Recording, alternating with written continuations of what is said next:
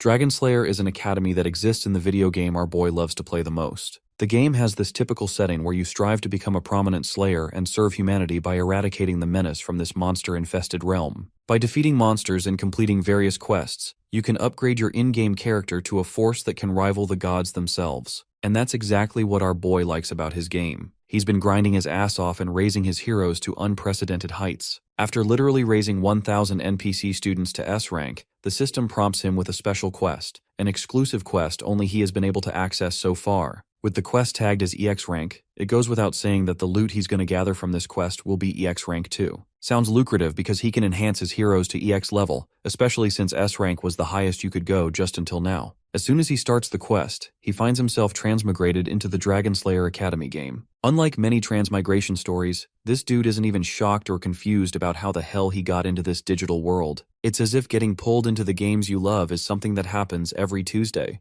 Regardless, he checks his stats, and as expected, his stats currently stand at 0. No skills, no traits, no equipment, literally nothing. Then he's prompted by yet another system message. He's been granted a few special and exclusive traits for his first-time transmigration into the game. There isn't much detail given about what these traits exactly do, but let's hope to find out soon. He's hoping these traits will help him grind, level up, and become the embodiment of strength like he was before. This is where the game officially begins. Another system window prompts him to get ready for the tutorial. He'll have to survive for 10 minutes, and as a reward, he'll be granted the Dragon Slayer Academy new student kit. This puts a smile on his face, as surviving against low-level mobs doesn't even pose any threats. All he has to do is avoid attracting the attention of these mobs and let the 10 minutes pass. It's a strategy he has used in the past, but little does he know, bro is in for a great surprise. The snarling noises and heavy footsteps echoing can't be from low-level mobs. In the sky, there are literally 2 dragons duking it out. Of course, he accelerates through the forest before he loses his sorry ass in the collateral damage. He can't fucking believe what he just witnessed. 2 S-rank bosses just for a mere tutorial quest sounds ridiculous. Perhaps this unprecedented occurrence is due to the difficulty level being EX. Meanwhile, the fire dragon uses one of his magic abilities and is about to release a massive torrent of fire. The intensity of the attack is so high that if our boy doesn't leave this place, he'll be incinerated on the spot. It's then he remembers those special traits he received and decides to use one of them, the one which was dubbed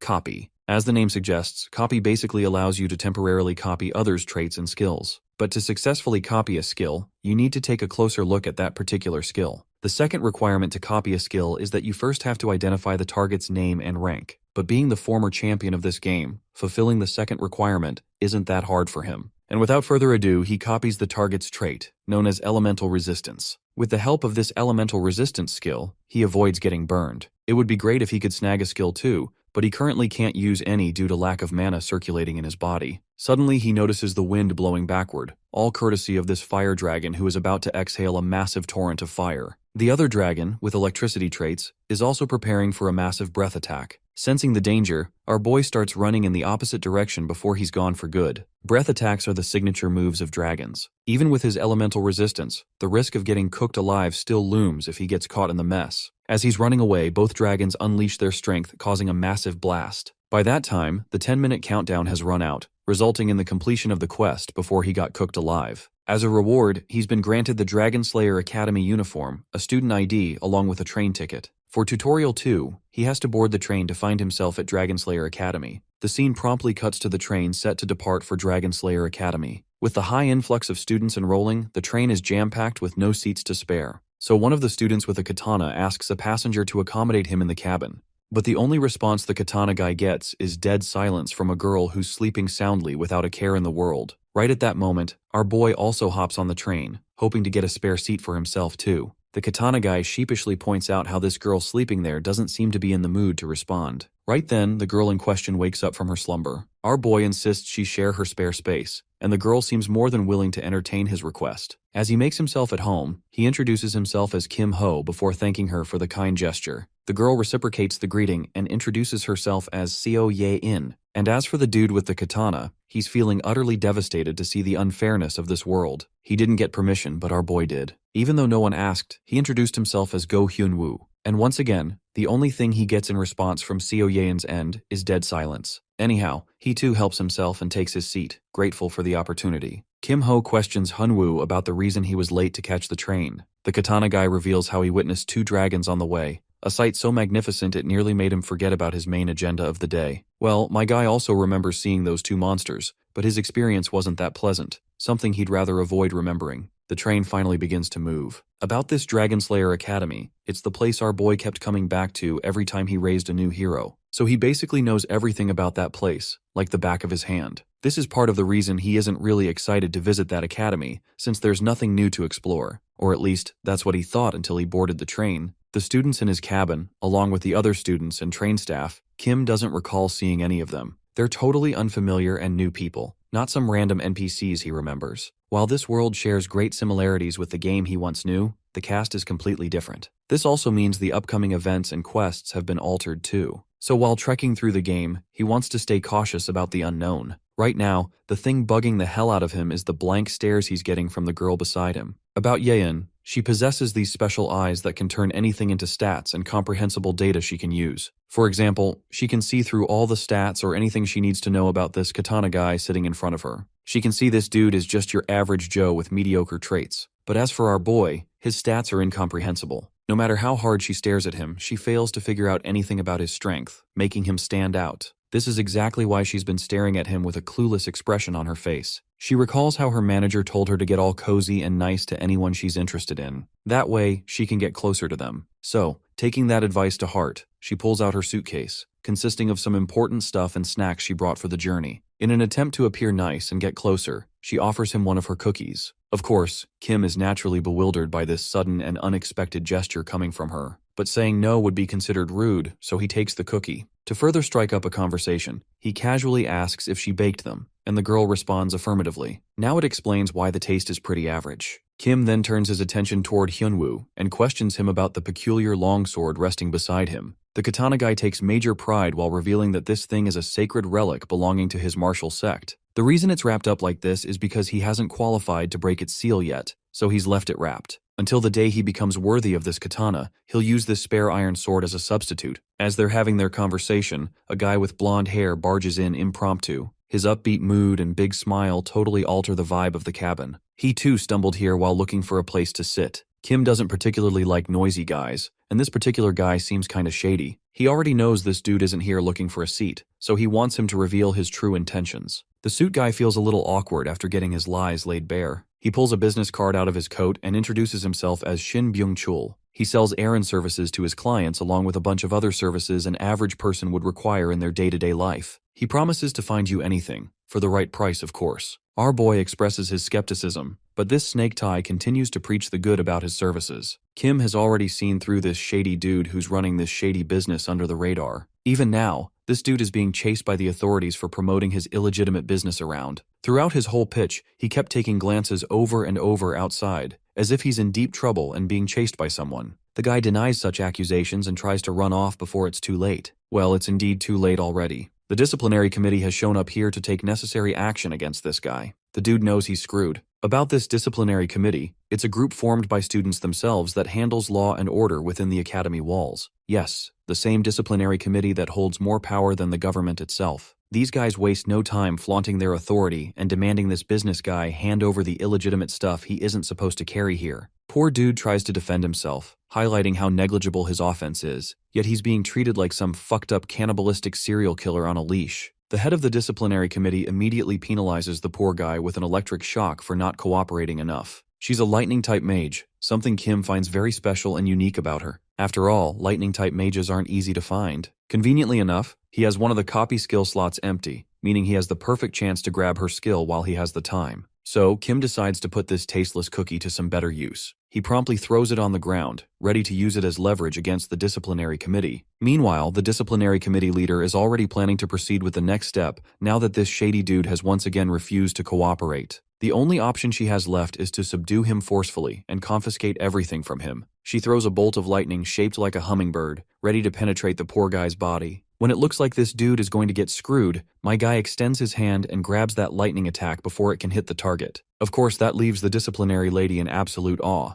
My guy, meanwhile, appears out of the cabin complaining how the commotion caused by the disciplinary committee had him drop his lovely cookie. The lady has no clue what this clown is on about. While my guy has already succeeded in his main agenda, he has acquired her lightning attribute magic skill. known as Hummingbird. Our boy talks about the loss of his beloved and most treasured companion a man could ever ask for, a cookie. With the cookie's life ruined, he blames the annoying student council members for ruining his day as well. One of the council members doesn't take his excuse lightly and thinks it's a ridiculous reason to try and interrupt them. Korean Jesus over here apparently wants to throw hands and threatens to harm our boy. In response, Hyun Wu reaches for his sword as well, stating that if they're gonna do this the hard way, then he won't hesitate to treat them accordingly. With both parties at a stalemate, we get a basic shot of them glaring at each other, to see who's going to make the first move. Deciding to resolve things diplomatically, the leader of the council stops her impulsive subordinate and offers a free dessert coupon for Kimho's invaluable loss. Our boy is quickly satisfied with that exchange, leaving Byung-chul all on his own again. Truth be told, he never wanted to save the guy's ass to begin with, he just wanted to copy the lightning skill. Now that he has it, bro's got everything he needs with a skill slot and a trait slot fulfilled. Moments afterwards, the president of the council retrieves the item that Byung-chul apparently stole. It's actually a damn wig, stolen from one of the station attendants. Given that Byung-chul is a dog for money, he ended up doing a commission prank. Even Kimho thinks that this one is totally his fault. While leaving, the pretty girl warns our boy to stay cautious of Byung-chul and his schemes if he wants what's good for him. But Kimho doesn't really like it when other people tell him what to do, and believes that he'll handle the situation on his own. Korean Jesus warns our boy and promises to remember his face for the future,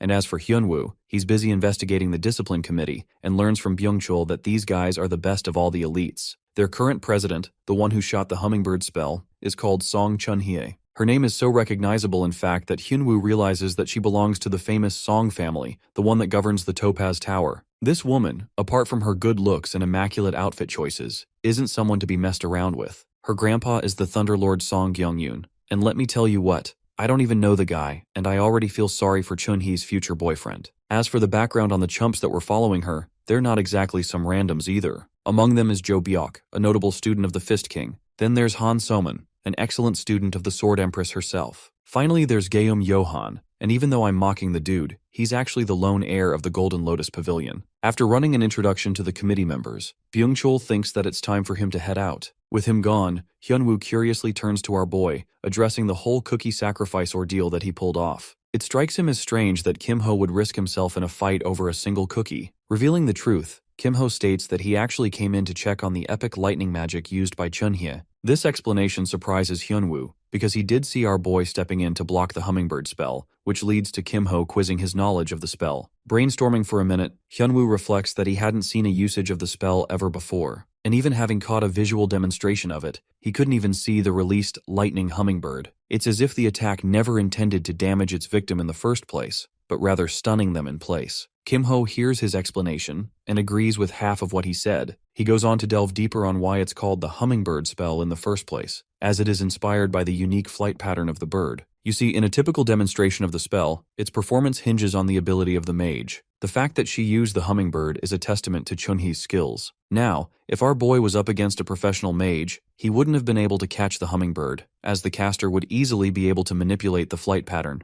But strangely, instead of altering its pattern, it ended up getting caught in his hand. That only signifies one thing. Chun-hee needs improvement when it comes to her control of her ability. At this point, Hyun Wu is genuinely impressed by our boy's in-depth explanation and fascination for a spell. By the way, there's one other observation that Kimho made when the spell fired off. He assesses that Chun-hye is talented for being able to use an E-rank ability with only a D-rank strength stat, further implying that she has access to either a strong trait, and even raises the possibility that she might be loaded with internal mana. In any case, Kimho thinks that she'll easily live up to her reputation as the Thunderlord's granddaughter. Focusing back to Hyun Wu, he's quickly become a fan and friend of our boy in their short time interacting with each other. Kimho thinks that this guy's exaggerating it a little bit, but Hyun Wu's pretty serious about this, and even offers to help him out whenever the guy needs his help. Appreciating the gesture, Kimho immediately decides to use this opportunity and tasks him to come with him. At the same time, he politely requests a sudden favor to borrow 1 silver coin. In the next scene, we arrive to Kimho's chosen location. Sadly, the machine is out of order. And yes, it's a gambling machine because this place once used to be a casino. The machine appears run down and broke in Hyun Wu's eyes, and yet, Kimho's willing to bet all his life savings on it. In other words, the one singular coin he obtained from Hyun Wu. The moment he enters the coin, initially nothing happens, causing them to wonder if it's really broken. But suddenly, the machine fires up and turns on, unlocking a hidden event called the Broken Slot Machine. Of course, it's something that Kimho knows due to him unlocking every achievement in the damn game. Using this as his golden ticket, our boy pulls the lever back, banking on the roll. But to both of their disappointment, the only thing he ends up obtaining in the end is a water bottle. Yes, not the wooden stick of destruction, or the unyielding fork sword, or even the secret American technique called the farmer's shotgun. Just a water bottle. Hyun Wu doesn't get what Kimho's doing over here, while our boy quickly explains that what they're doing is actually in direct violation to the rules of the academy, because obtaining any item from the machine is considered wrong. This makes Hyun Wu realize that he's basically standing by as a watchman, while our boy is using the lever back-to-back in order to reap the rewards of the machine. He also suspects that they'll be fine because the committee generally doesn't come by.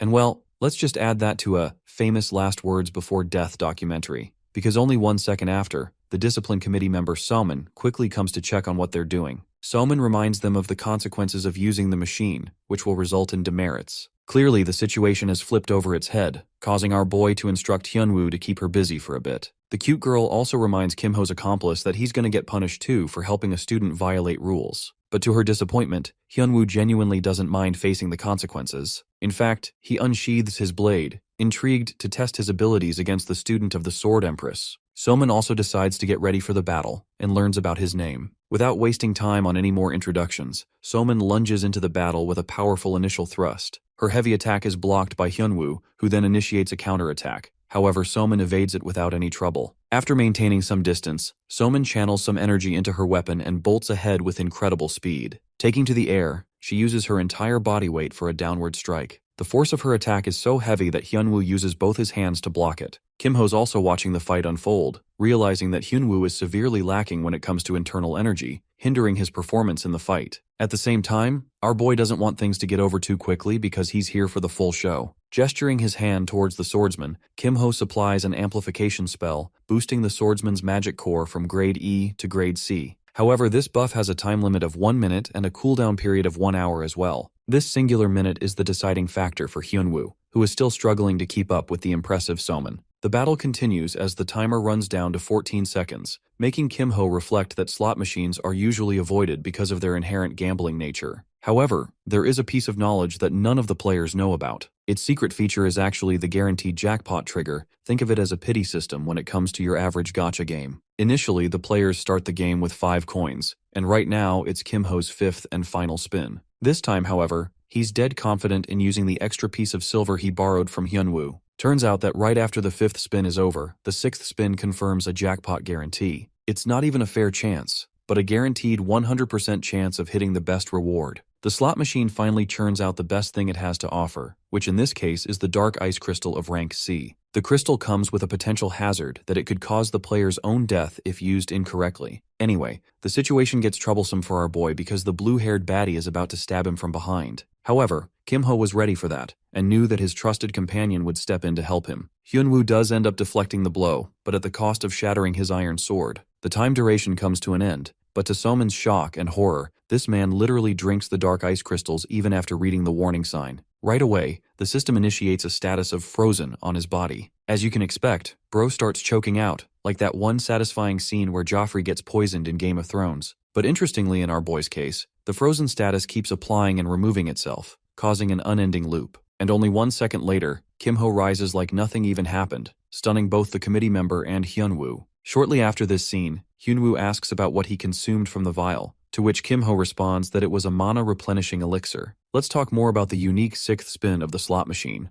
Upon usage, it releases the dark ice crystal, but this thing is seriously lethal for most beginners that come across it, resulting in a horrendous death. It's so deadly that a piece smaller than a fingernail is enough to freeze your entire body into a statue. Basically, think of it like Medusa's petrification ability, but this time, you're consuming your own demise. As deadly as it may be, Kimho outlines that he's the exception to the rule. Why? It's because of his S-rank elemental resistance, you know, the one trait he obtained from the S-rank dragon in his tutorial quest. Because of that, his body has now entered a never-ending loop of applying and removing the frozen status, nullifying it completely. But not just that, he also gains an easy access to the immense energy after consuming the crystals. As for how he handled the committee member, bro used his male manipulator gaslighting Pro Max skills to fool her with a false explanation. Anyway, Hyun Wu's pretty satisfied being able to help out our boy, because it also led to him testing his own skills against the student of the Sword Empress. Kimho thanks him all the same, because he couldn't have pulled off the 6th turn without his help. The swordsman is thoroughly intrigued by Kimho's amplification skill that he used during the fight.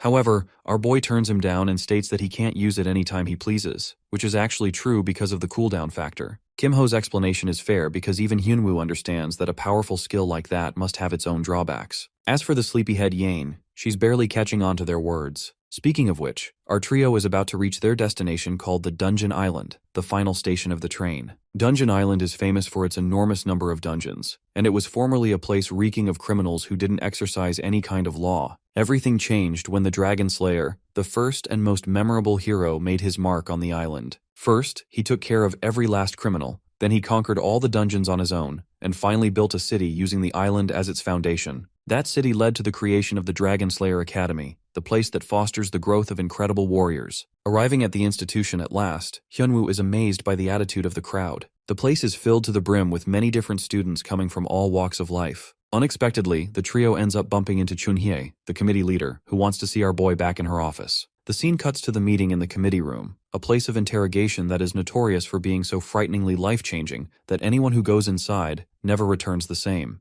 The interrogation kicks off with the committee testing his body for a checkup after he consumed the crystals. Of course, nothing comes up because the frozen status is no longer there. It leads to the committee doubting the legitimacy of the forbidden item in the first place. The interrogator Sehun, who is also the head of the interrogation department, makes it clear that if he dares to disobey the council, he'll get punished properly for the consequence. Even though no one got hurt this time around, they're not going to be lenient with our boy if he ends up here a second time. With that, the meeting concludes, much to the disappointment of the council leader. The thing is, the entire situation seems sketchy from start to finish. They don't understand our boy's intention to even use the machine if he wasn't aiming to obtain the forbidden item. And then there's the fact that the kid consumed it in front of their eyes, and in the end, nothing came up in the scanner report. Based on her observation, Chunhye strongly believes that their suspect has obtained some kind of illegal skill, and she recommends checking his current skills with something called the magnifying glass. Sehun agrees that they could do that, but highlights the problems that arise when nothing comes up as a consequence. If they use the method of magnifying glass, they have to be certain in their claims. Chunhye quickly realizes her faults and apologizes, while the senior tells her to handle things with patience. He also recommends that she quickly hurry to the entrance ceremony, or else she'll miss it. In the next scene, we have our boy returning to his group among the other freshmen. He's just completed tutorial number 3 by attending the ceremony on time, rewarding him with a few silver coins and a weapon selection ticket. Even though it's classed as rank E, it's better than not having anything at all. With this, he's also assured himself a good return on the coins he lost. Anyway, the entrance ceremony quickly begins, but it doesn't exactly give off the best impression ever. You see, the dude who comes to represent the school appears to be a low-tier junkie who looks like he's being paid to talk. Apparently, this guy once used to be the leader of the main Dragon Slayer squad. Because of tradition, the principal of the academy is always selected among the retired heroes who served on the front lines. Back at his prime, this same dude held a fancy-ass sword and stood at the top among other heroes. So aside from his looks, the guy is pretty cracked. Hilariously, he's infamous for being rejected by a certain saintess, and some suspect that it happened recently as well. I think I finally understand why bro looks like the way he does. He's battling the almighty friend zone. Anyway, the principal starts off by welcoming the new students of the academy. He talks about the academy's foundation, which, as its name suggests, is to create heroes to defeat dragons and help nurture them to become proper dragon slayers. The first hero of their time emphasized the word slaying, because he sought each of the students to understand the importance of becoming one.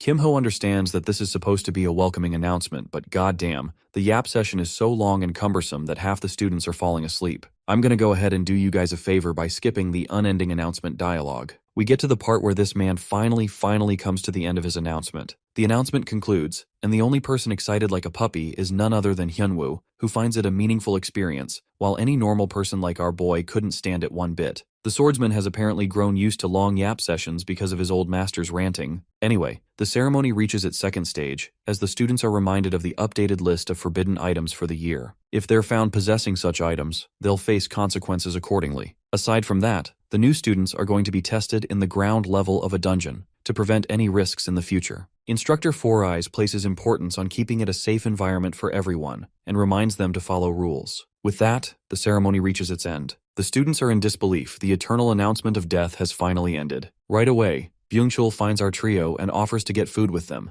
Also, it appears the dude has found himself a new tattoo because he probably pissed off the cute beast in the background. Anyway, Byung-chul tells them to eat well because starting from tomorrow, their lives will change with the first class. That same night, Hyun Wu and Kimho pleasantly discover that they're going to be dorm neighbors from now on. Our boy quickly goes inside to get comfortable, but he can't allow himself the sweetness of sleep just yet. Instead, he sits on his bed in a meditative stance, focusing all of his efforts to accumulate mana and build a core. It's about time we talk about the concept of a power engine. To use any skill that requires mana, one needs the use of a core. In reality, our boy has never crafted one before, but because he's played this game more times than he can count, he knows the theoretical aspect of it. Plus, he's already imbued a dark ice crystal with his mana, so that's pretty good for him too. The perspective cuts to Hyun Wu, who also appears to be in a meditative position, analyzing his fight against the incredible Soman. She has been his real opponent for a long time, and though they were both holding back much of their strength during the duel, the result would have been a lot harder to conclude in a real match. In reality, when Kimho came up and buffed the swordsman's core, he allowed this guy to survive much longer than he should have. In other words, Hyun Wu thinks of our boy as a master. It's the impression that remains constant in all of his interactions with Kimho. Not only does this guy maintain a calm composure, but he also has a sharp head on his shoulders to see through any situation. That's why Hyun Wu is at a crossroads and wonders if he can really trust him and ask for his help.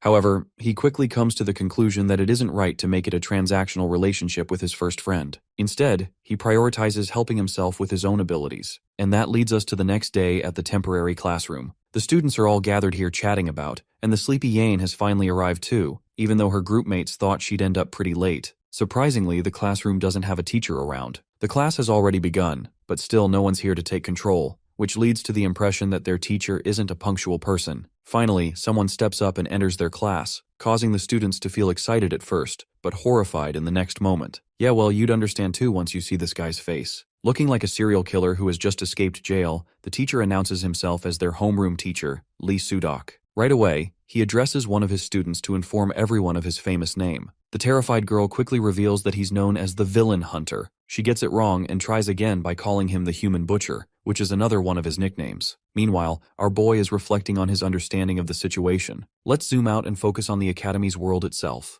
This place is the one stronghold where countless S-rank heroes are forged with limit-breaking capabilities. Of course, some of them turn out to be terrible people and become villains to fulfill their own goals. Sudok, their teacher, is actually a hunter who tracks down such people and beats the shit out of them. In other words, this man is the definition of aura, because he's out here beating dangerous S-rankers for sport. In fact, he got his name because he's notorious for killing more villains than capturing them. Sudok makes it clear that he didn't want to become a teacher and only applied upon the insistence of the principal. He's someone no one wants to fuck with, and he's known for his perfect execution. And with this task of teaching, he intends to do the same with his students. Bro is so horny for perfection that he outright threatens to kill the students if they fail his exams. Ah yes, what better motivation than literally having your life on the line? Initiating his first class, Sudok addresses the grading system of their school. First off, the written exam criteria qualifies for 30% of the total score. Then there's a behavioral score of 10% for maintaining a clean record, a freebie for behaving well. Of course, the same score can easily drop to 0% if the students aren't careful and affect their overall grade. Sudok sarcastically states that he's going to make sure to keep an eye on each one of them, so that he'll get to see at least a bunch of his students survive graduation. Next up, he talks about the practical exams, encompassing 2 sections, dungeon quests and player versus player matches. As the name implies, the students will be tasked to conquer dungeons and then face off against each other for a score. The ranking criteria for this will be rated relatively to the other students. Long story short, with 3 sections encompassing 90% of the score and the attitude section containing the last 10%, the overall evaluation reaches a total score of 100. With the scoring criteria resolved, the teacher wastes no time taking his freshmen to the arena. Here, there's already multiple matches going on. Remember what Byung-chul felt so excited about yesterday? The player matches is what he meant. The rules of the match are known for changing from time to time depending on the setting. For this specific event, the rule is classified as a death match, and not a literal one. It just means that the duel will go on until one person's health bar hits 0, or if they're incapable of continuing the fight. They can also surrender, and there's a total time limit of 5 minutes for each battle. If neither fighter can resolve the duel in a set duration, the match ends in a draw, or reaches its conclusion via a judge. Byung-chul also states that the participants will face off against 3 random opponents from the same year, netting them a total of 300 points for every victory scored. But what about the cost of losing or drawing? To that, Kimho quickly states that there isn't any negative marking, but no one's going to get a participation reward for it either. Suddenly, a system notification pops up, alarming him of a subquest mission through the placement exam. Our boy is required to participate and score at least average results in the exam, which means beating one of his opponents. If he successfully completes the quest, his reward is an extra copy slot. To be honest, it's a pretty convenient quest according to Kimho's standards, because one victory and an average score in the dungeon conquest isn't difficult to obtain. However, something even more important to his attention is actually the opportunity to learn about the skills of the other students. Because here, he'll be able to spot exceptional talent which he can later use in his quest to create X-level heroes. If not that, he can always copy their traits or skills to his own advantage. Just a few moments after his thoughts, the announcer calls our boy's name alongside his opponent to step to the battlefield. Right away, Kimho sees the scarlet-haired beauty representing the Ruby Tower, who specializes in flame magic. They're known for their high-damage firepower, which is also the reason Kimho loved maining them back when he played the game. However, right now this girl's about to become his test subject for the upcoming 5 minutes. By the way, she's a bit disappointed going up against a dude with zero reputation surrounding his name.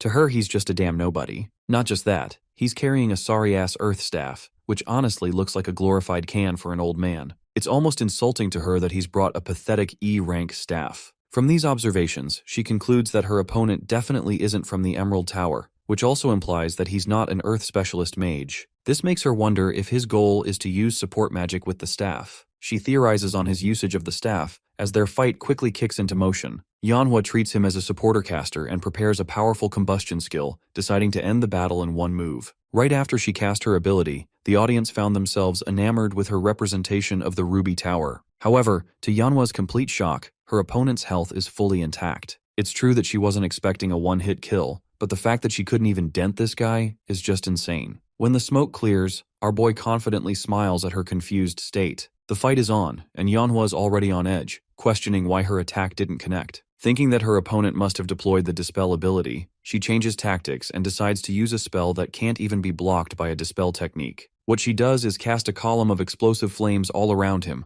forcing her opponent to choose his options carefully as any misstep could be detrimental. But to her shock, our boy remains unaffected. That's right, look at him standing majestic without even trying. It pisses of Yanwa to the point she casts a third ability, invoking a powerful spell called the Fire Pillar. The attack is aimed right towards Kimho's head and detonates in a firestorm upon impact. The large column of flame shocks the crowd, impressing them once more with the might of a powerful representative of the Ruby Tower. However, things aren't as conclusive as they seem, because once again, Kimho appears completely unharmed. All this time, she has been banking on her confidence with the spells of the Ruby Tower, and yet nothing is even leaving a dent on his health. In response, our boy finally makes his move, deploying the same hummingbird technique he picked up from Chunhee. Clearly, Yanwa wasn't expecting a lightning spell being used by a support type. She manages to evade the bird initially, but Kimho skillfully changes its trajectory to strike her from behind. Yes, he just gave her a backshot charged by lightning. On her knees, Yanwa succumbs to the paralysis effect of the hummingbird spell. With the duel reaching its definitive conclusion, our boy recommends they end the fight. He thinks it's going to be terrible for his opponent if she ends up revealing her entire arsenal to the rest of the crowd. It's going to be problematic for her future matches to come. Despite his condescending words, Yanwa ultimately decides to accept defeat, shocking the crowd completely. Their expectations were completely subverted, just like the atrocious ending of Game of Thrones. Anyway, Kimho doesn't like the fact that he's gathered so much attention right in his first battle, so he intends to be cautious from now on. Hilariously, he gets called up again for his next fight, not giving him any time to rest. This time, Chunhee is going to be our boy's opponent. Yes, the same stylish baddie and the head of the first-year disciplinary committee. She's flexing her aura, but more importantly, she's got an issue to resolve with Kimho. Bro looks at her for a moment, and just to fuck with her plans, he surrenders from the fight before it even begins. Sudok is baffled by his sudden withdrawal, while Kimho simply reasons that he's no longer in a state to fight anymore. Even though the teacher suggests that he raise his score for the exam, our boy doesn't really give a crap as he's already achieved the one victory he wanted. He also initiates a complete forfeit for his third fight too, counting as his second and third loss, and further pissing off the Thunderlord's granddaughter. She roars at him for being pathetic, and for having a weak heart, unlike her grandfather who always advised to fight with resolve. Speaking of her grandfather, Kimho remembers that he used to be the Thunder Monarch at some point. He can sense his shadow in Chunhee's demeanor. In any other context, the advice she gave here is actually useful, but in his specific case, it doesn't really mean a thing, nor does he care. Bro straight up walks away maintaining the same stance and handing her the win. Chunhee begrudgingly accepts the outcome, even though she thinks it's supremely disappointing from his side. Before leaving, Mr. Ragebaiter 9000 tells Chunhee to also send him his beloved dessert coupon that she promised. That little snarky comment gets under her skin so bad that it's a miracle she doesn't explode. Can't say the same for her next opponent though. Yang Jihong appears in the arena expecting a nice fight against someone from the Topaz Tower, but he had no idea that he caught Lady Lightning over here at a bad time. The result? Well, she fucking obliterates his body with lightning strike from Zeus, and within the first second of the battle, the fight is already over. The burns on her opponent's body are pretty bad, adding to her overall terrifying aura in Byung-chul's eyes, who thinks that Kimho made the excellent decision to stay the F out of her sight by forfeiting the fight. Did I just drop a bar? Ironically, she's glaring at him with a bombastic side-eye, with so much intensity that even Byung-chul couldn't avoid noticing it. But our boy doesn't care, or maybe he's too ignorant for his own good. He's impressed by her flashy debut as the Thunderlord's granddaughter. Meanwhile, the rest of the audience is actually fed up with the way Kimho forfeited his second and third fight. They're starting to think that dumb luck is the only reason he survived against Yanwa, and it's exactly the kind of perception that our boy wants his image to be. So while shit-talking is usually a bad thing, in his case, it's a positive thing. Anyway, Chunhye is queued up for her third and final fight, but only this time, she's up against the beautiful Seo Yane, also known as Korean John Wick's daughter. To everyone's surprise, Yane ended up as a gun duelist. This fight is building up to be something worth watching, because gunners typically have a unique advantage when it comes to facing off mages. People are starting to think that maybe Chunhye will lose this duel after all, but our boy thinks that it's too uncertain for now, so they'll have to let things play out. To make it even more fun, Kimho is happy to place a bet to determine the victor for 5 silver coins. Being the greedy little rat that Byung-chul is, he immediately accepts the bet. The fight between the resolute granddaughter of the Thunderlord and the mysterious and emotionless duelist officially kicks off. Yane seizes the advantage by firing off numerous shots via her amplified bullets. As expected of Chunhye, the girl quickly blocks the bullets with little to no difficulty. Things are going just as expected in the eyes of Kimho, because he fully understands that Chunhye's mana pool is exceptional. What she does next is conjure up numerous hummingbird spells. The birds are advancing their way to Yane, who is still focusing on shooting her shots. The gunner manages to evade both of the birds, but just like our boy, Chunhye commands and controls the birds to alter their trajectory and attack Yane from behind. Unfortunately, she gets swiped across her face, stunning her immediately and knocking Yane to the ground. Of course, it wasn't a direct hit, because if it had been, the stun effect would bring about the end of the fight. Still, Kimho says that it still slowed down Yane's movement, and with the first bird electrocuting Yane, it's obvious that she won't be able to dodge the next attack. So things are playing out exactly like our boy predicted, and will result in Chunhye's victory. But then comes an element of surprise. The badass Yane throws out a smoke grenade to confuse her opponent, causing the smoke to blind her vision. It's an interesting tactic that surprises Kimho, because any other grenade wouldn't have landed against Chunhye. With the smoke covering her vision, the battle has become complicated for the lightning mage, and it's here where Yane can finally hone in on her advantage. The gunner takes aim and connects a proper shot against Chunhye's back, a direct hit. At first glance, it seems like the attack actually hit her, but luckily, Chunhye casted a defensive barrier at the last moment and still found herself off guard. She realizes that she's in grave danger in this situation, while the gunner quickly positions herself to take another shot. Interestingly, Byung-chul points out that Yane must be some kind of rich daughter of a millionaire, because she's actually using an invisibility cloak as part of her gear. Not just that, she whipped out an epic rifle to deal more damage too. One shot from the rifle is so threatening that Chunhye doesn't risk blocking it. She only dodges by a couple of inches. At present, their health bars are roughly equal, and half the duration for the fight has already expired. The problem with the invisibility cloak is that Chunhye can't spot her opponent at all. She's off guard every time Yane shoots another shot, which is exactly what the gunner does when she attacks from behind again. However, this time Chunhye prepares a tactic of her own. Thanks to her barrier, she's able to track down the mana bullet's exact trajectory, helping her narrow down her opponent's exact position. In the small time window she has, the determined lightning mage unleashes a wave of electricity on the ground, causing it to make its way to Yane, and forcing her to leap away. Despite having escaped the initial attack, she's in trouble because Chunhye has locked her sights. Then there's the fact that the gunner won't be able to dodge her next attack while in mid-air. The hummingbird quickly makes its way to Yane, stunning her with a solid direct hit. Unfortunately for Chunhye, the moment the attack connects is exactly when the time duration runs out. Even though Yane flops to the ground with a lower health bar than Chunhye,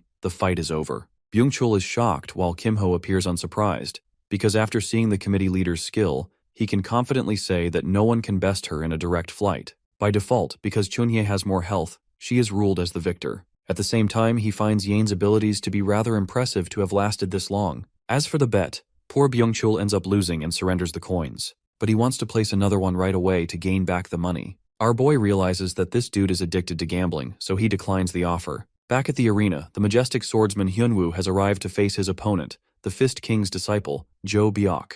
Because this fight appears interesting, Kimho agrees to the bet and concludes that the Fist King will likely win. Byung-chul thinks our boy is far too ruthless to his own friends to say something like that, but Kimho's just stating the facts of the matter. Of course, the gambling addict doesn't understand his point, but Kimho expresses that he'll find out soon enough. Let's get to Hyun Wu's perspective, who understands that his friend is watching. This time, he intends to show his best skills, even though it's going to be tough for him. He unsheathes the iron sword, while his opponent Byok wonders why he refuses to use the blade on his back. Unfortunately, Hyun Wu expresses that he's unfit for it for now, but the Fist King's disciple doesn't really care. After all, he plans on dealing his 100% going into this fight. With both fighters preparing their battle stance, the fight kicks off. The assault is Byok, who outmaneuvers against the swordsman's first slash and quickly gets into position for a fiery punch. Even Hyun Wu can testify that this guy's movements are top tier. By the way, that punch just now is so damn strong that Hyun Wu could feel the full weight of it even after blocking. In fact, his entire body is sent flying from the impact alone. Hyun Wu fully understands the critical situation he's in. Normal attacks just won't help him last in this fight. As for his opponent, Byok launches himself like a damn torpedo for another strike, while the swordsman prepares to end this fight with a single move. Unleashing his Clearstream sword technique, he faces off against Byok's enhanced punches. Unfortunately, reality is disappointing for Hyun Wu, as his blade shatters during their clash. With his weapon out of commission, the swordless man quickly accepts defeat. By the way, he did manage to leave a small cut across Byok's shoulder, who looks forward to their next encounter. The fight concludes just the way Kimho predicted, because the iron sword is a really weak weapon for someone like Hyun Wu's skills. That's the first thing that came to our boy's mind when he saw the guy fighting in the train. It's like Hyun Wu has some kind of obsession with breaking his iron swords in every fight he's in. Byung-chul, on the other hand, is suffering from yet another upset. Poor guy is snuffed out by our boy, who expects his timely payment. Since Byung-chul is running short on silver coins, Kimho offers him a chance to pay in some other way. Our boy insists that he pay up by offering him a good chunk of information. Later that day, they share lunch together, because the announcer revealed that there will be a raid placement exam after the break. The trio sits together, while our boy grows impatient with this numbskull eating so slowly. Byung-chul wraps up his sandwich and asks what he wants, causing our boy to inquire about the top performers from all four factions. Byung-chul doesn't care about sharing this much, believing that this kind of information isn't that special to begin with. Let's talk about the four major factions and what they represent. Aside from the Student Council, which is the official group of the Academy, there are four major factions. There's the Muram Alliance, the Guild Federation, the Magic Tower Society, and the Knights Order. I'm not gonna lie, that's like 4 different manhwa universes jam-packed into one school. As for the leader of each faction, there's the majestic grandson of the Sword Saint, who commands the Muram Alliance, Mo Young-jun. Next up is the Ruby Tower's representative, who holds command over the Magic Tower Society, Hong Yanwa. Yes, the same girl who was helpless in her fight against our boy is actually a prominent member of her society. Thirdly, we have the Guild Federation, ruled by Druid Park Nari, who is famous for her tiger-striped cat. Interestingly, there's another member in her guild who apparently hides their strength. Finally, we have the Swordmaster's son. See? Literally a manhwa title right there. I didn't know Jinrun Candle reincarnated into this universe. Anyway, Lee Seong-hyun represents the Knights Order as the 4th and final faction. The lineup is pretty damn impressive according to the list Byung-chul has shared. Suddenly it dawns on them that Hyun Wu's nowhere to be found. Byung-chul remembers about the club president and quickly dashes away in worry, leaving Kimho wondering what's up with the guy. With him gone, he's left alone with the silent Yane. You see, Kimho feels like the girl is extremely isolated, and he feels bad for her in a way, so he tries sparking a conversation about the cookie she shared with him the other day. Kimho shares that he received a coupon from Chun-hye, so he's happy to treat her back for the cookies. The coupon manifests a nice blueberry cake, and Yane happily accepts joining in. While eating the cake, she asks for his opinion on her duel against Chun-hye and why he thinks she lost. Kimho quickly answers that normal mana bullets just can't pierce mana barriers, which means it's seriously difficult for her to win against a mage with a high mana pool. At the same time, Kimho believes that if Yane hones her talent to amplify her bullets, she can turn the tide. Of course, the gunner doesn't get the appeal of training mana, and to his shock, our boy learns that she's never done mana training in her entire life. Curious, he inquires about her process of conjuring mana bullets, inviting a confused look on her face. Getting curious after hearing her answer, Kim asks if she has really never trained using the magic bullet skill, but the girl flat out denies it, saying she has never learned it at all. That reply completely throws him off because for a gunner, magic bullet should be the first thing in the book. Kim can't help but wonder if Yane has been landing her shots all this time purely on instinct, and the thought that she managed to hold her own against Chun-hye without even knowing the basics of mana training makes his head spin.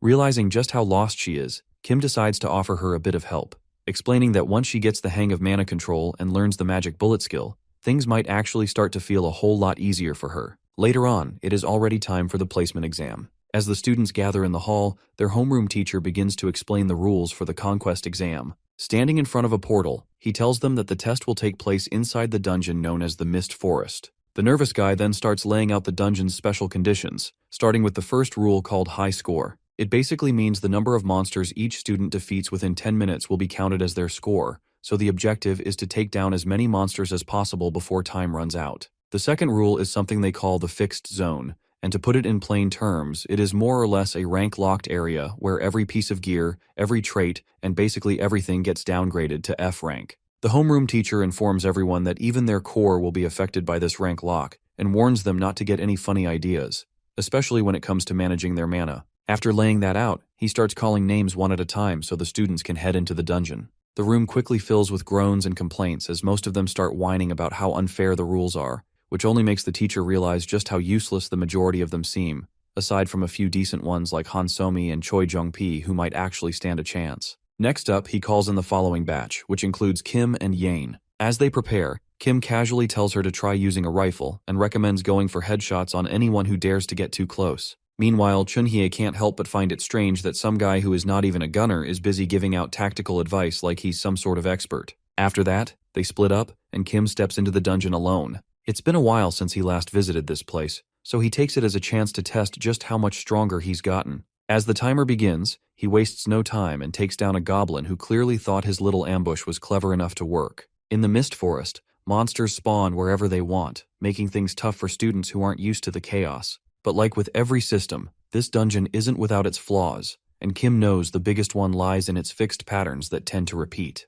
Thinking back on the goblin's position, he figures it might be part of what's called the C pattern. With that in mind, he readies his short blade and throws it right on cue, nailing an ogre straight through the eyeball and into the skull. For a second, he wonders if he even needs a staff anymore, and grins as he casually picks up the fallen monster's weapons like they're just handing out loot. From there, he starts stacking up points like crazy and dives into the fight without holding back. While he's on his rampage, two trolls think they've found the perfect target and charge at him, but things don't go their way at all since Kim doesn't even flinch. Just before heading out, Kim remembers that there's a replay feature and quickly deletes the footage, knowing that if the system ends up syncing the monster behavior with his exact moves, it could land him in some serious trouble later. With barely 3 minutes gone, he already has more than enough points to complete the subquest requirements and figures it's best not to draw any extra or unnecessary attention. As he steps outside, he spots Yane walking out looking completely drained and mumbling about how tough it was in there. Seeing Kim come out so early makes the homeroom teacher recognize him as the same guy who once chose to forfeit a PvP match, and now here he is again, not even lasting the full 10 minutes. In his mind, he scoffs at what he sees as a weak mentality, and silently mocks the idea of someone like Kim ever becoming a dragon slayer. But that judgment shifts real quick when he checks the ranks and realizes Kim has already made it to the mid-high tier bracket. The fact that someone reached that level in such a short span seriously messes with his expectations, since it's the first time he has seen anything quite like this. Deciding it's worth keeping a closer watch on this kid for now, he calls up the next group of students, which includes Hyun Wu and the rest. Kim then checks the leaderboard and notices that even the top talents like Lee and Moyoung Jun seem to be sitting around Han Somi's level, which makes him wonder if maybe Hyun Wu could actually pull ahead, and right then, it happens. Hyun Wu takes first place with the highest score, proving he's not just riding on luck. Impressed by the result, Kim praises his friend the moment he steps out, but Hyun Wu quickly shifts the credit, saying it was all thanks to Kim for letting him reset during the PvP match. Of course, not everyone's thrilled to see them succeed, and a few people nearby throw some passive-aggressive comments about Kim,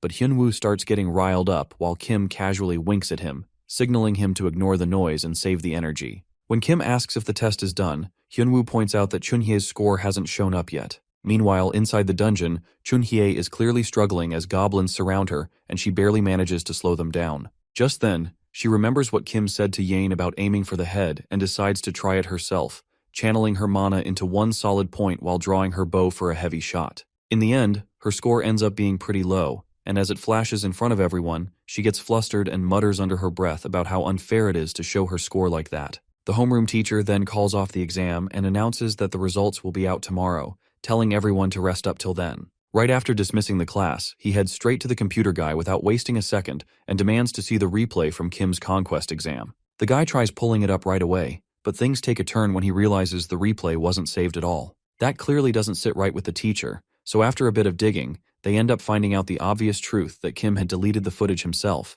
which definitely raises suspicions. He knows if our boy kept going at the rate he was going, he would easily go over 2,000 points soon. At first, he thinks that it is possible he is one of the apostles of the evil lord who infiltrated the academy, so it would be smart to quietly prepare countermeasures against him. Four Eyes asks him if he should report the case to the principal, but the homeroom teacher decides to observe for a little longer because if they don't present solid evidence at once, he thinks Kim will go underground and become even harder to catch. As he walks away, Lee concludes if our boy really is an imposter, he will reveal his true colors soon enough. Meanwhile, at the cafeteria, our hero along with Hyun Wu and Yane grab some coffee. It seems they have gathered at the cafe to make sense of the really confusing booklet they got over a nice cup of coffee. Our boy tells Hyun Wu to bring out his student ID and check the points. He explains that the number he sees are available points that act like currency in the academy. He continues that points can be earned from dungeon quests as stated in the book, and although they can be used to buy items or services, they can also buy recordings that can be accessed right before a student leaves the dungeon,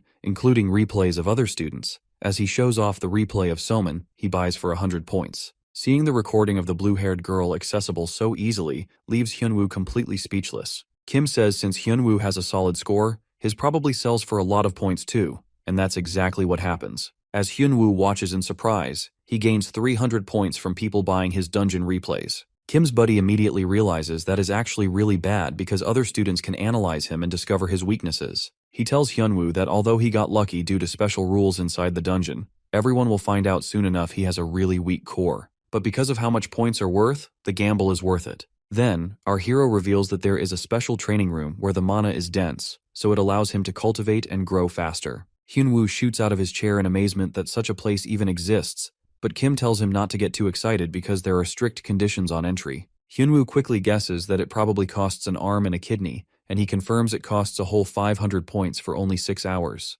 It doesn't take long for his buddy to realize that if he goes there daily, he's going to be more broke than the homeless people on the streets. So his friend asks if there's another way, and our boy excitedly tells him they can buy the season pass, which is given to the top clubs, meaning they would have to steal the spot from someone like Moyoung Jun in the swordsmanship club, which seems pretty impossible. So Hyun Wu is quick to give up, but Kim lets him know he can hook him up in return for a favor. With a sly grin, he says he wants Hyun Wu to dive into the deep dungeon once he is strong enough, and explains that it is a deadly place compared to the mist forest they just went to. Without any hesitation, Hyun Wu confirms that he has a warrior spirit, so there is absolutely no doubt he will take him up on the offer. Hearing that, Kim tells him to grind as much as he can, saying he will somehow get the season pass for him in 2 weeks. After that, he heads to the workshop to make another sneaky deal. Inside, he sees a shut-in busy in the dark who asks him to state his business. Our boy politely greets his senior and says he would like to join the Magic Engineering Club, so the guy asks him why he came straight to Workshop 4 instead of 1, and he says that the people from Workshop 1 sent him here, really pissing the senior off.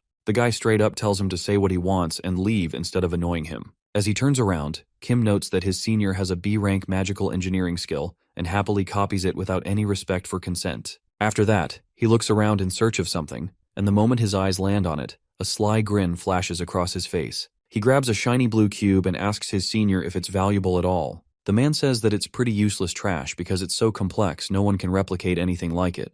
So our boy asks him if he can have it and says he feels bad taking it for free, so he offers to trade it for a catalyst reagent in return, because even though the item isn't exactly a big deal, it is something an engineer always needs. Just like he planned, the senior happily trades it and tells him to stay silent about their little deal, and my guy smiles on the way out watching the fool celebrating, thinking he just exchanged a catalyst worth 1,000 points for what is basically trash. Suddenly, an optional quest shows up for Kim, and he quickly presses accept even though it is a big hassle, but what most people don't know is that the reward for the trashy quest is the S-rank item called the Cube of Life. As someone who has raised 1,000 S-rank characters in the past, he goes to the Mana training room because he knows an exploit on how to make the item without going through the painfully annoying quest line. Using the amplification skill to upgrade his copied B-rank magic engineering to S-rank, he starts solving the 10x10 Rubik's Cube within a mere 60-second time limit. Normally it would take around 3 days to solve, but he manages to make some serious progress within just a single minute. After that, he fully locks in and grows his core through 1 full hour of focused meditation, and keeps following it up with 1 minute of cube work on repeat non-stop, because he has to get the Cube of Life before Friday to be in time for a very special event. The next day in class, he is surprised to find Yain arriving early while Hyun Wu is weirdly late, but he is quickly distracted by Yain's surprise dinosaur cookie attack. While our boy is absolutely enamored by her crunchy dinosaur cookies, Hyun Wu finally shows up, and he asks him how it went in the special training room. With a big wholesome smile plastered on his face, Hyun Wu says it was amazing and he believes he will get a breakthrough in no time. Hearing that, Kim promises to get the season pass as soon as humanly possible, while Yane gets crippling depression at him calling her adorable bear cookies dinosaurs. Then their homeroom teacher enters the class and announces that the battles will be held in the arena moving forward, and the time limit will be increased to 10 full minutes, so they better use each moment smartly. He also explains that every first year must complete 3 matches within the week, and their score will be heavily decreased if they refuse to take part. Hearing that, Kim silently grins in anticipation of the event he's been eagerly waiting for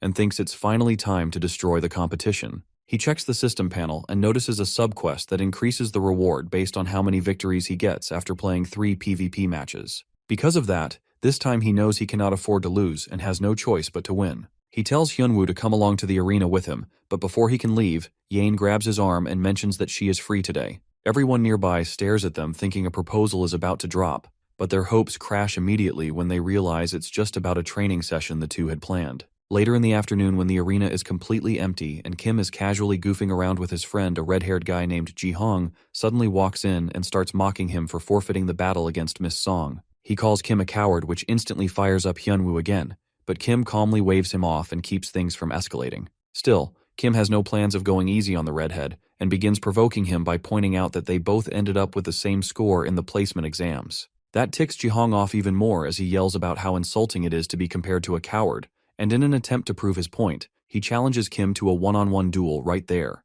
Kim accepts without hesitation, clearly enjoying how things are going exactly the way he wanted. Ji-hong goes all in thinking he can end the match with a single strong move, but Kim stays a step ahead and hits him with the hummingbird spell, paralyzing him in an instant. He even mocks Ji-hong for falling for the same exact trick twice, especially after getting humiliated by the Thunder Girl not too long ago. Kim says that he at least showed more mercy than Song Chunhye and wraps up the fight by beating him cleanly. Even after taking a proper loss, the redhead refuses to accept defeat and insists that a second match would end differently. Kim plays along and goes for another round, but the result stays the same, with Ji-hong ending up even worse than before. Still not ready to give up, Ji-hong challenges him again, clearly fired up to somehow turn the tables. Even though Kim needs one more win to complete his quest, he acts like he's completely exhausted and insists on getting something in return if they're going to fight again. The poor redhead, desperate for another shot, hands over a spiritual pill made by his own family just to get Kim to agree to a rematch, only to be defeated the exact same way yet again.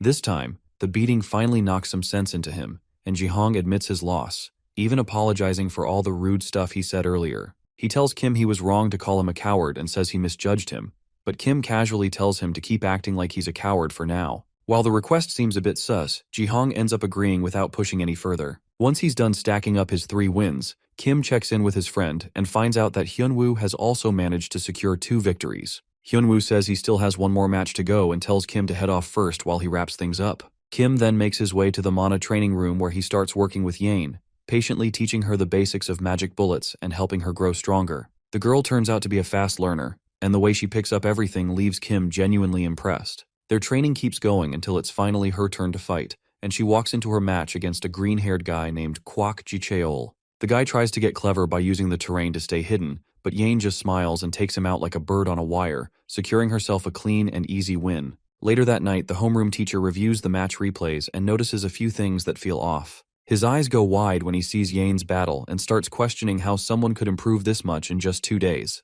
That's when it hits him as he remembers overhearing that Kim had trained with her, and it becomes pretty clear that he's pulled some serious strings again. The whole thing gives the teacher a bit of a chill as he starts wondering who this mysterious kid really is. Meanwhile, Kim is chilling somewhere else completely focused on the cube, and he finally finishes crafting the Cube of Life, which boosts the effectiveness of any stored life-type items by a solid 1.3 times. He feels pretty proud of himself for all the hard work and intense meditation that upgraded his core rank up to D, so now the mana consumption from skills won't feel nearly as painful as before. With his preparations finally complete, our hero confidently gets ready to advertise his new little invention. On his way to class, he runs into the Druid Park Nari, and just as he planned, all animals like her cat are incredibly sensitive to life energy, so the cube instantly attracts Tiger Kitty, and it proceeds to leap right into that bad boy, making itself quite comfortable. Nari apologizes for her overly curious cat being so pushy and politely asks it to come out, but as a druid she instantly senses the rich life energy emanating from his strange invention.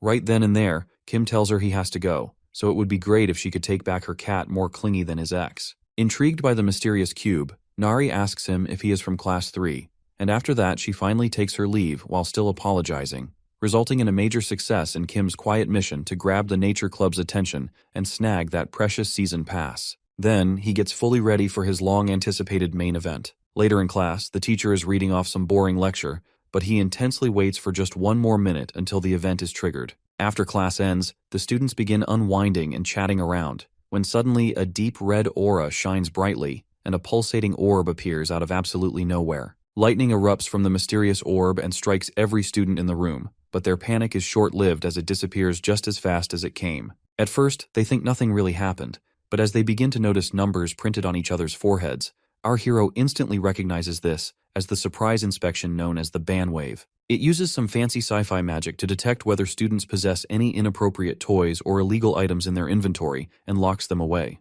Our hero is genuinely surprised at the horrifying screeching sound it makes, while Yane and Hyun Wu stand undisturbed like nothing strange happened at all. He then looks at some lame guy panicking while checking his inventory, and calmly walks up to him to ask if his club president happened to tell him today was inspection day. Still, the guy cries out that he doesn't have anything technically illegal, but what he does have are things no man should ever be caught carrying. So, our boy casually offers to give him a little help. He seriously doubts if Kim can really do anything, but the moment Kim takes the item back, he desperately begs him to save him, and swears he'll do whatever he says in return. Hearing that, our boy calmly makes it clear to the guy that he now officially owes him a favor, which the guy quickly confirms without hesitation. Kim then tells him to place any of his banned items safely inside the cube, making the guy suspiciously curious if it's actually safe. Hiding together under the table like two totally suspicious guys, our boy tells him to take it or leave it. Hearing the footsteps getting close, he panics and quickly dumps all of his contraband inside the cube of life without another word. Suddenly, Chunhye makes an explosive entrance and yells for all the filthy villains to freeze right where they're standing.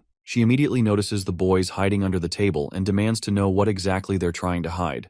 But our hero casually gets up and replies that they're just having a private boys' talk, and it's none of her business. The guy with the number on his forehead backs him up, insisting they weren't doing anything suspicious at all, but Chunhye tells him to empty his pockets of whatever sketchy trash he's carrying anyway. Then she turns to Kim and tells him to bring out whatever he's hiding too, because the orb doesn't lie, and she's hit with disbelief when it fails to react at all. Dumbfounded, she stares while Kim excuses himself and strolls off, feeling quite satisfied that he managed to obtain the cube of life just in time for Friday, because demonstrating the usefulness of the only item that can bypass the ban wave will give him serious bargaining power. After class, he walks back through the hallway with the same guy, who can't stop thanking him non-stop because he probably wouldn't be breathing anymore if he got caught carrying the bad stuff he had. With a cheeky smile, Kim casually reminds him that he didn't exactly do it for free. Our boy then tells him to head straight to his club president to reclaim the items, and the guy nervously admits she's actually been wanting to see him for quite some time. You see, the Thieves Guild is responsible for moving all the illegal items throughout the entire Dragon Slayer Academy, and right at the door, our boy watches the clueless guy innocently say hi to his boss, only for her to kick him square in the face for making her work on an off day. She then proceeds to beat the poor guy up, saying he totally wasted her precious free time. Watching her go completely ham on him, Kim finally says hi to remind her he's still standing there, and the lady instantly calms down and introduces herself as Gyuyung, president of the Thieves Club. She immediately jumps into business mode and demands that he show her the item he claims can completely bypass the bandwave system. Seeing the cube of life up close, she can't believe it exists just like the rumors have said, and she even admits it's getting her so heated she wants to steal it for herself right now. Still, our boy reminds her she'll get caught immediately since all Magitech items have an anti-theft feature, leaving her amazed that the thing is Magitech. Hearing that, her over-the-top excitement dies down, and she leans back, asking what our hero is really after, while also explaining there's not much they can offer right now since the club is kind of broke at the moment. But he assures her that he won't ask for anything they can't actually do, and then politely requests that she personally escort him into their temporary underground storage room for a little private business discussion. That instantly sours her mood, and she narrows her eyes, asking him if he's actually being serious, because the temporary storage room is the place where all the confiscated contraband gets dumped right after being caught by the ban wave. She explains it's usually screened within 1 week by the higher-ups, after which it all mysteriously vanishes to a place no one knows anything about. However, our boy calmly claims he already knows the president herself will be heading there in a day or two, so she asks him to just be honest if he is a lackey working for the Disciplinary Committee. He shrugs and lets her know that he's got nothing to do with that stuck-up bunch. In fact, he's on pretty bad terms with them. Hearing that, she says, While she is thankful for the help earlier, his current request isn't exactly something easy she can pull off without problems. Just then, he catches her completely off guard by saying he already knows the temporary storage is guarded day and night by members of the Disciplinary Committee, and that while breaking in is already tough on its own, getting out after the job is nearly impossible. That's exactly why he offers her a solid deal that she only needs to help him with getting out, and in exchange, he will hand over the Cube of Life. The president pauses and seriously ponders his proposal, realizing it would be incredibly useful for the Thieves Club to hide their most valuable items inside a magical cube that not even the bandwave can detect. As she ponders it over, he locks eyes with her and gives her one last opportunity to accept the deal before it's off the table completely. Overlooking the site where the covert operation is about to go down, the thieves have gathered. Before making any drastic moves, club leader Dang Yu-young did a preliminary headcount, making sure everyone was present. Everyone was accounted for, but her thieves were confused with the addition of an unknown rookie. Without giving up much info to her members, Yu-young simply stated that the kid is there to help. Naturally, the senior thieves were skeptical of the boy. The job is risky enough as it is. Adding another rookie into the mix could mess things up. Davin, the club's tech girl, and support from outside the site verified that preparations are complete. As one final piece of advice, the leader warned Kimho to avoid standing out at all costs. Once they're in, the priority is nabbing rare small items. Infusing their legs with shadowy powers, the Thieves Club charged forth.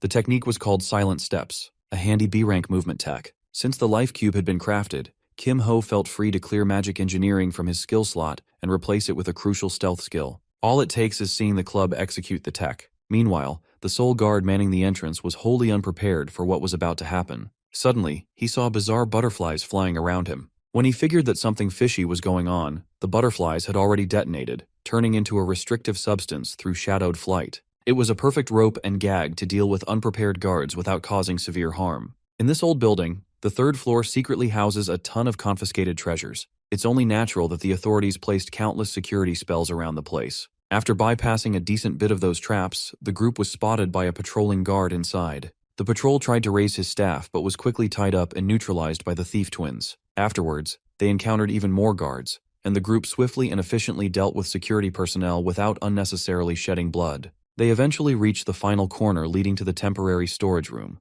Before breaching the mother lode, Dang Yu-young pulled out an artifact for a final check. Through a magic glass, she spotted a troublesome goblin-looking guy guarding the door to the storage room itself. He's a third-year hard-ass wielding an A-rank axe called Hell Cleaver. For a thief like Yu-young, this is the worst matchup possible. It looks like Kimho has to step in and lend some help early tonight. He turned to the girl boss and confirmed if she had Shadow Dream in her skill list. There are only a select few people who know about that technique, but there's no time to explain how Kimho became aware of it. After getting confirmation, he gave her a little touch and used Amplify to elevate the C-rank Shadow Dream up to A-rank. They are losing time, so there is no time to wallow in surprise. Yu-young used Shadow Dream and spawned more butterflies than he had ever summoned in her life. The purple flyers quickly swarmed around the axe-wielding bastard. Like the brute that he is, this dude started swinging his giant weapon in an attempt to cleave little ass bugs. Of course, that did not end up working at all. As soon as one of the butterflies got in range to explode, a chain reaction was triggered. The axe brute was taken out of the equation in one blow.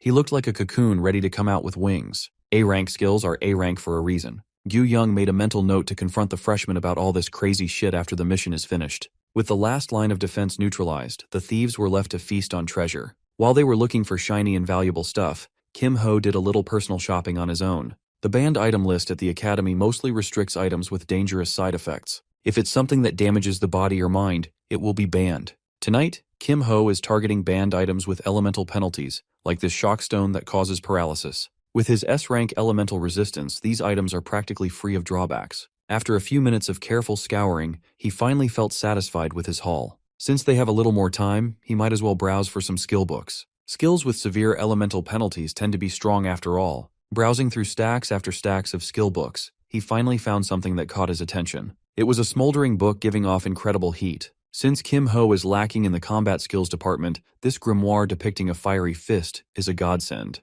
While the team was packing up the loot, some unexpected guests barged in. Dragonslayer Academy's Student Council President, Song Chun-ki, and second-year Discipline Committee member Guak Seung-jae have come to complicate things. Dang Yu-young wasn't fazed. She was more annoyed than anything. They might have picked the wrong night to pull this operation off. Not willing to hear them out at all, the Student Council President demanded complete surrender and a peaceful transfer to the disciplinary room. The longer this operation drags on, the worse it will get for the thieves. In that case, Gyu Young pulled out one of their contingencies and yelled at her people to split up and escape. She dumped something into the ground, generating a shadow haven that conceals allies inside for a few minutes. Of course, that was enough time to get out of dodge. Guak Sungjai pulled out a divination crystal and quickly tracked down the thieves still stuck inside the building. After passing the word to the entire security team, getting out of the old building just went up to hard mode. On his way out, Kimho was interrupted by a big boulder barreling in his direction. Thankfully, he had good enough reflexes to dodge the stony schmeat. Guak Sungjai calmly walked out of the corner, praising Kimho for dodging such a well-executed sneak attack.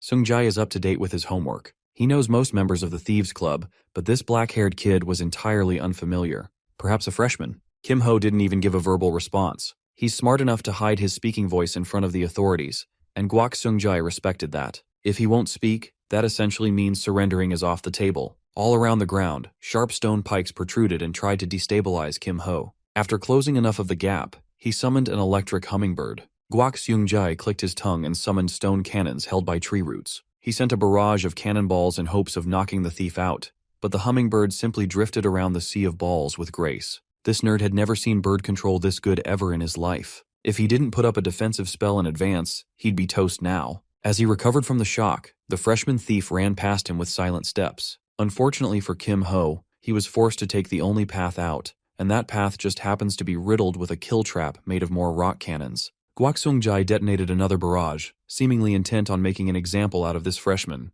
No one had ever taken one of his planned hits and survived. As he was about to check on the aftermath, Sungjai started sweating as the temperature around the hallway climbed to infernal levels. The last thing he saw was a thief with a fist burning like it came straight from the depths of hell. Feeling the pressure as he witnessed a forbidden skill in action, Sungjai poured every bit of mana he had in his body into building a robust triple bloodstone wall. That fancy defensive technique is no more than paper thin against Kimho's smoldering punch. He executed Inferno Fist with devastating mastery, tearing through the wall and sending Sungjai packing. This time, he lucked out and succeeded, but controlling a forbidden skill was harder than he thought. The power level in particular is hard to manage. Thankfully, he pulled back just enough to avoid causing any serious injuries to the poor sap. The school probably wouldn't step in, but the Emerald Magic Tower and Disciplinary Committee won't stay silent. Those nosy bastards will work overtime to uncover Kimho's identity. They won't find anything, though. Suddenly, the sounds of footsteps attracted by the commotion inched closer. That's Kimho's cue to get out of here.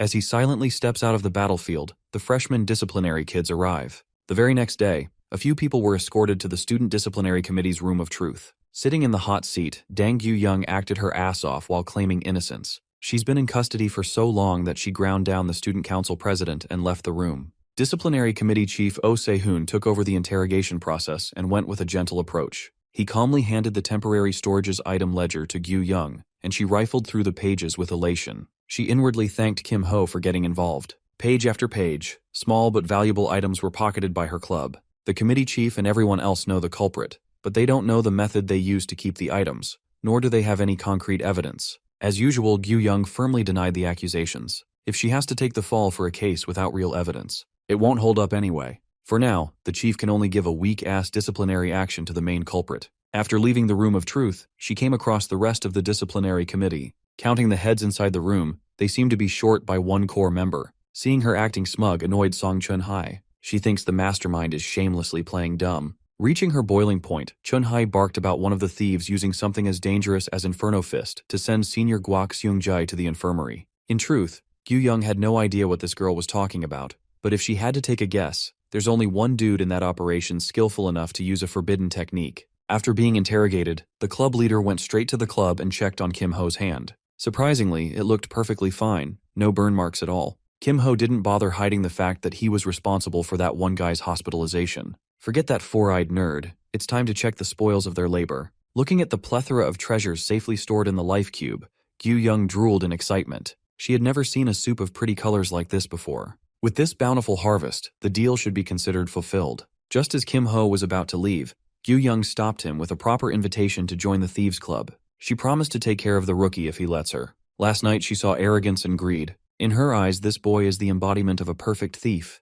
It might sound like an insult, but it's high praise coming from her. Either way, Kimho passed on the recruitment offer. He reckoned that this girl only wants him partly because of the life cube. He already has plans to sell this thing, though. More than anything, he needs special practice room season passes, about 4 of them. Besides, the immunity to the ban wave is just a bonus feature. The cube's real strength is its core ability. He promised to reveal the item description to her in exchange for a small favor. Kimho just wanted to plant some seeds by passing a message to the head of the Magitech Club. Some news about a freshman completing a 10 by 10 by 10 cube. Gyu Young agreed and was flabbergasted upon reading what Life Cube is really all about, enhancing the effects of stored life items by 1.3 times. Something that busted would sell no matter what the price in some factions. Before he finally leaves, Gyu Young seriously urged Kimho to consider her invitation, even without the cube in the equation. She values everything he can bring to the table, so he promised to think it over. A weekend passed, and a few days of silence cooled the disciplinary committee down a little.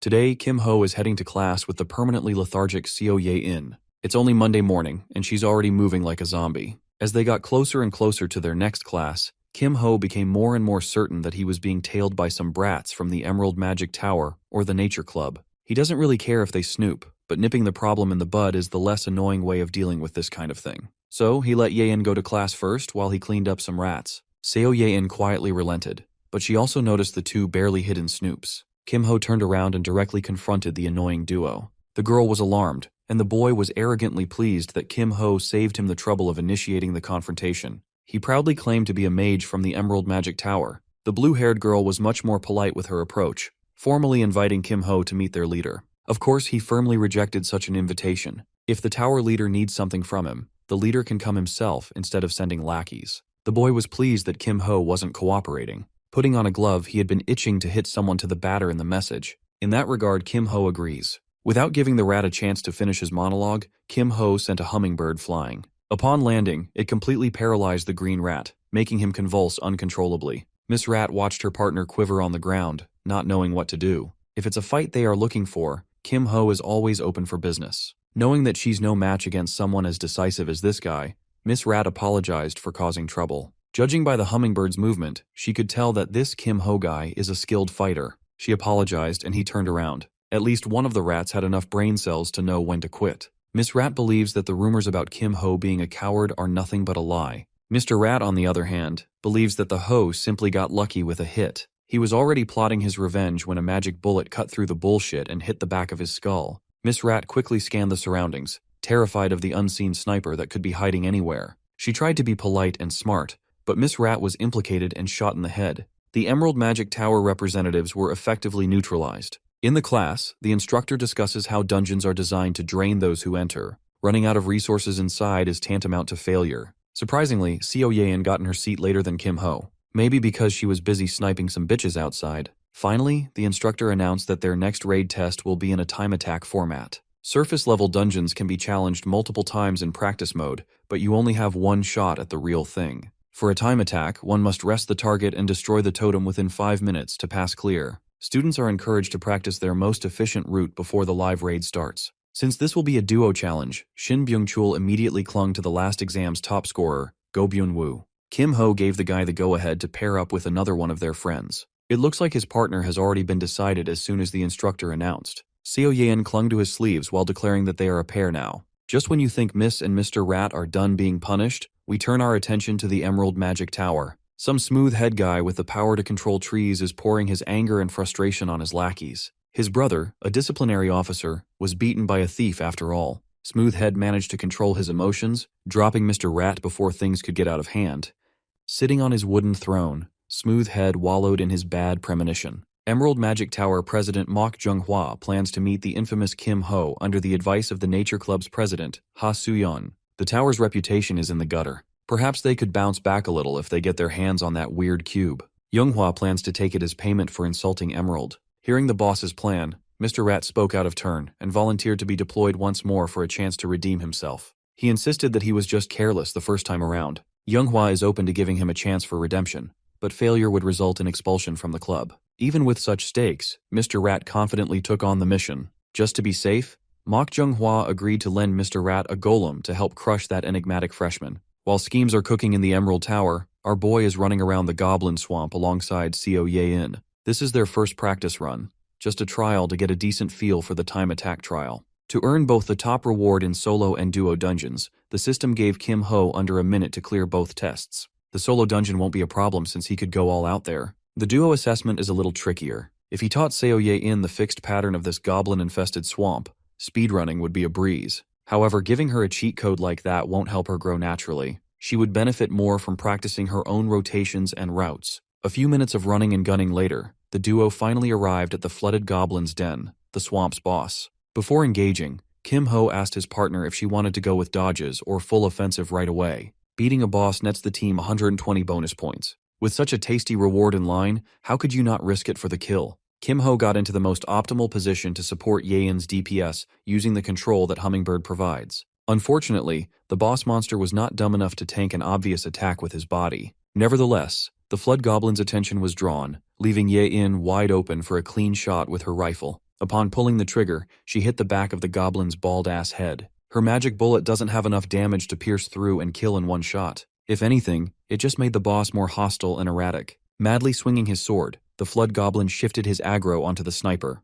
In such close range, the rifle's advantage is completely nullified. Even so, Seo Yein did not panic even for a second. She calmly raised her aim and pulled. Part of her confidence comes from her trust in Kimho, who always makes the right move at the right time. Using Amplify on herself, Hummingbird's rank has been raised from rank E to C for a limited time. As a result, the bird became bigger and more pronounced. Its voltage is higher, and the paralytic property is even more potent. With a completely stunned goblin in her sights, Yein lined up a brutal 5-meter shot. The practice run was a smashing success. Adding their kill points, time remaining, and clear bonus, the duo scored 649 points. They shaved their best time by a lot since the first run they tried, and there's still room for improvement. Before running it back, Yein asked her partner if he could demonstrate that magic shot technique again. After spending more and more time with her, Kimho realized just how competitive this girl really is. She's clearly annoyed that the goblin boss didn't fall when she had the first clean look. Since she wants to work on specific parts of her game, it would be better to head to the training center.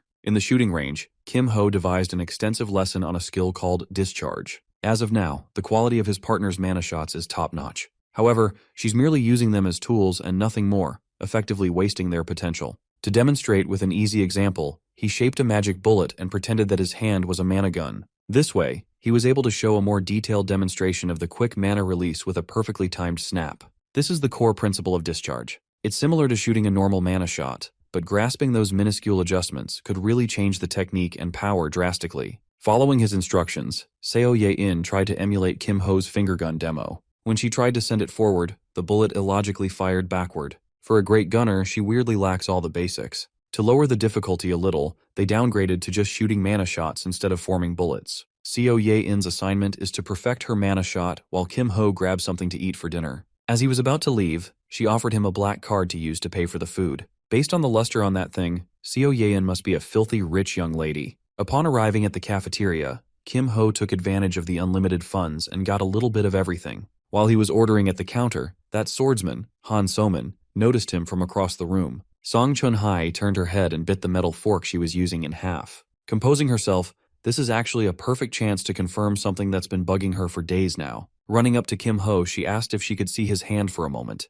The unidentified thief who used Inferno Fist during the storage incident is still out there. Imagine Chun-hai's surprise when she heard that the thief was an expert with hummingbird skill, someone connected to the Thieves' Club. She happens to know someone who fits the criteria perfectly. Disguising her weird request as palm reading practice, Chun-hai was eager to check if Kimho had burn marks on his hand. He acted flustered, playing along with the girl's naive game. So he raised his hand and let Chun-hye observe and prod him as much as she wanted. When the first one turned up clean, she demanded to see the other one. After careful scrutiny, she found not a single sign of burn. She was in a daze and forgot to let go of Kimho's hands. She thought she had it all figured out. Now she's the one flustered while running away from the awkward situation. Deciding to tease her a little bit, Kimho demanded to know his fortune from the palm reading. More specifically, he wants to know about the future of his love life. Annoyed at his blatant rage bait, she yelled that he had some tough days ahead of him. Big time! While the rest of the committee is winding down, this headstrong girl is still hunting the culprits. Thankfully, Kimho played this interaction well enough to stave off further suspicion.